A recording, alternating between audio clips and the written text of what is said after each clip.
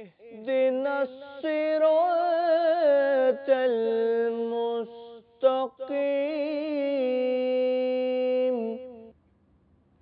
Programme صراط مستقیم میں آپ کو دوبارہ خوش آمدید۔ جی علامہ صاحب، آپ اپنی بات مکمل فرمائیے۔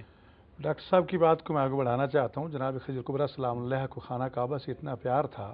جی، جب ہم پرانی ڈرائنگز دیکھتے ہیں تو جناب خضر کبریٰ سلام اللہ کا گھر خانہ کعبہ کے اتنا قریب تھا کہ ڈاکٹر محمد عبد الجمانی جو سعودی عرب کے وزیر اطلاعات رہے ہیں، انہوں نے اپنی کتاب خدیجہ بنت خویلد میں لکھا ہے کہ جب مطاف میں لوگ طواف کرتے تھے تو جناب خضر کبریٰ سلام اللہ گھر کے درخت کی شاخیں مطاف میں لٹکی ہوتی تھیں اور لوگ ہاتھ سے ہٹا کے وہاں سے گزرتے تھے۔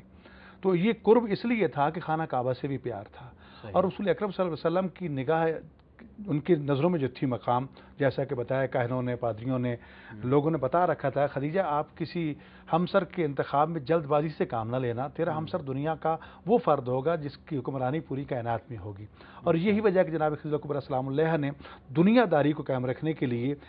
ایک باہمی اشتراکی کاروبار کا فارمولہ بھی دیا، اور دنیا میں سب سے پہلے حضرت ابو طالب علیہ السلام اور جناب خضر کبریٰ سلام اللہ نے تجارتی قافلہ جو شام بھیجا تھا وہ شراکتی کاروبار کی بنیاد پر تھا، اور اس میں جناب رسول خدا صلی اللہ علیہ وسلم کو اس لیے بھیجا تاکہ آپ کے معجزات کو، آپ کے کارناموں کو عرب کے سارے سردار دیکھ لیں، تاکہ ان کی نظروں میں یہ صرف ایک یتیم عبداللہ نہ کہلائے بلکہ اس کے مقام اور رتبہ کو دنیا دیکھے، اور پھر ان کو پتہ چلے کہ خدیجہ کا انتخاب کو غلط نہیں ہے۔ اور یہی وجہ ہے کہ بہت سے واقعات جناب اتنے منافع کے ساتھ جب واپس لوٹے تو باب مکہ سے لے کر آپ کے گھر تک جناب خضر کبریٰ سلام اللہ نے اپنے غلاموں کو حکم دیا تھا کہ ایک ہاتھ میں جانور اور ایک میں چھری لے کے کھڑے ہو جاؤ، جیسے جیسے مصطفیٰ قدم بڑھاتے جائیں آپ کے ایک ایک قدم پہ جانور صدقے کے طور پر ذبح کرتے جاؤ تاکہ محمد مصطفیٰ کو نظر بد نہ لگنے پائے۔ یہ ساری محبت اور عقیدت دل میں پہلے سے موجود تھی، اور یہی وجہ ہے کہ پیغام بھی شادی کا رسول خدا صلی اللہ علیہ وسلم کے لیے جناب خدیجہ کبریٰ سلام اللہ نے خود بھیجا تھا، اور یہ چیز جو ہے آگے بڑھ کر آپ کی محبت، آپ کی الفت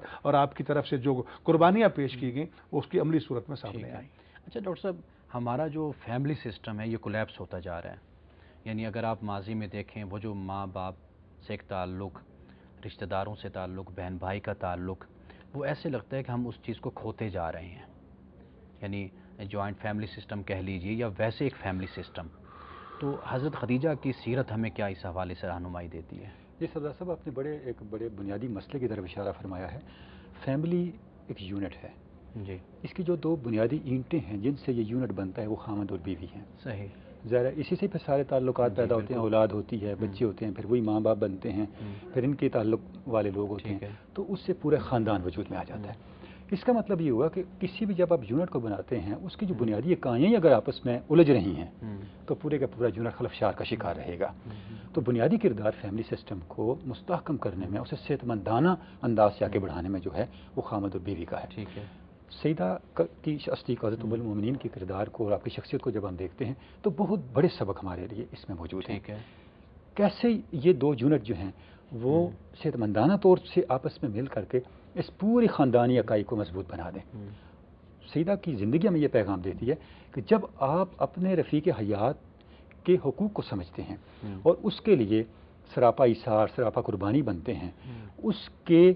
جو زندگی کا پیٹرن ہے اس کے اندر اپنا ان پٹ دیتے ہیں۔ صحیح، اب آپ دیکھیں، اگر ہم ذرا تصور میں ذرا دیکھیں کہ شادی ہو کسی خاتون کی اور خاوند شادی کے بعد کچھ عرصے بعد ہی تنہائیوں میں جانا شروع کر دے تو وہ خاتون کیا کرے گی؟ ظاہر ہو کہ یہ کیا ہو گیا، یا تو اس کو چھوڑ دے گی، یا وہ کسی ڈاکٹر کے پاس جائے گی، کسی طبیب کے پاس جائے گی، کسی ماہر روحانیت کے پاس جائے گی، کوئی علاج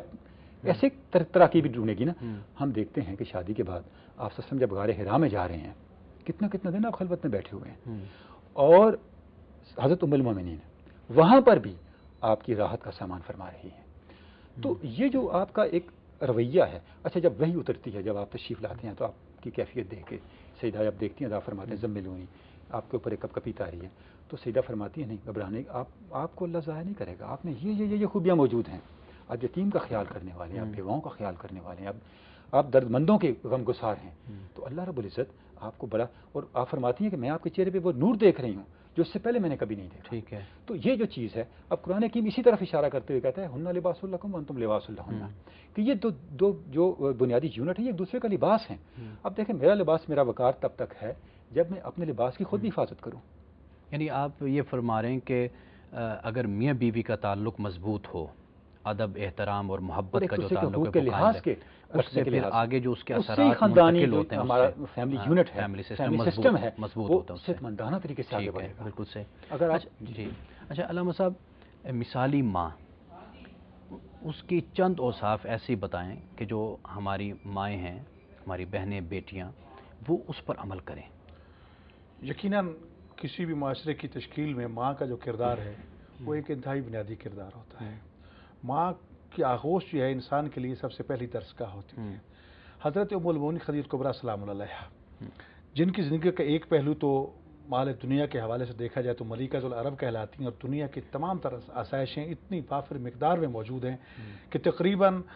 ہر روز 80,000 اونٹوں پر مال تجارت لے جانے والے تقریباً 27,000 غلام جو ہیں وہ سفر کرتے ہیں۔ اگر سال کے ہر دن کی جمع کر لیا جائے تو اگر یہ کہہ دیجیے کہ پورے کا پورا عرب جو ہے جناب خدیجہ کبریٰ سلام اللہ کا غلام تھا تو بے جان نہیں ہوگا۔ لیکن اس مال نے غرور پیدا نہیں کیا۔ جب ازدواجی زندگی شروع ہوئی تو رسول خدا صلی اللہ علیہ وسلم کی کنیز بن کے زندگی گزاری، اور اس مال کو بجائے اس کے کہ اپنے تسلط میں رکھ کے اپنی برتری کو قائم کرتی، جناب میسرہ سے یہ کہا کہ جاؤ زمزم پہ کھڑے ہو کے اعلان کر دو۔ خدیجہ یہ اعلان کر رہی ہے، خدیجہ نے صرف اپنے نفس کو رسول خدا صلی اللہ علیہ وسلم کے حوالے نہیں کیا بلکہ اپنا سارا مال دنیا بھی ان کے قدموں پہ نشاور کر دیا۔ یہ اعتماد کی وہ فضا تھی کہ جس کو دنیا نہیں توڑ سکی، اور یہی وجہ ہے کہ جب آغوش